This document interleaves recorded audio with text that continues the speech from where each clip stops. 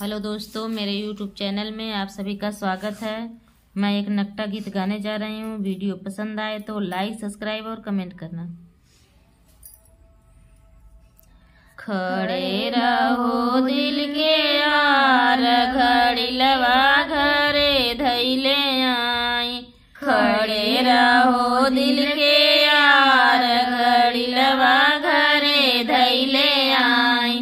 धैले आई घड़ीला बनौले आई जेवना, धैले आई घड़ीला बनौले आई जेवना।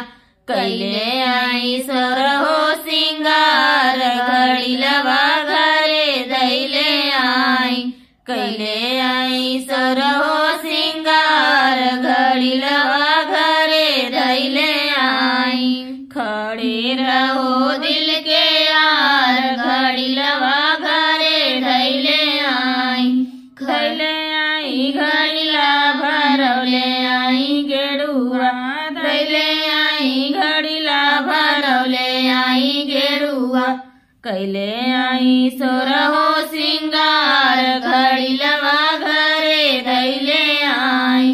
कैले आई सोरहो सिंगार, घड़ीलवा घरे धैले आई।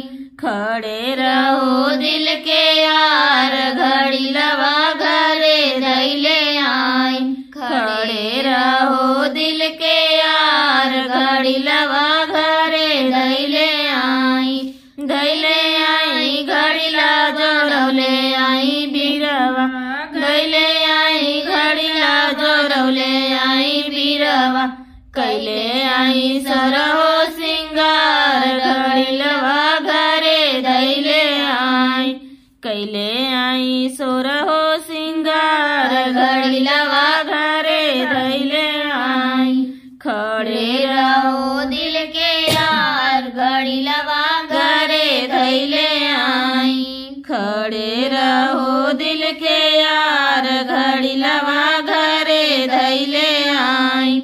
धैले आई घड़ीला लगौले आई से जिया, धैले आई घड़ीला लगौले आई से जिया। कैले आई सोरहो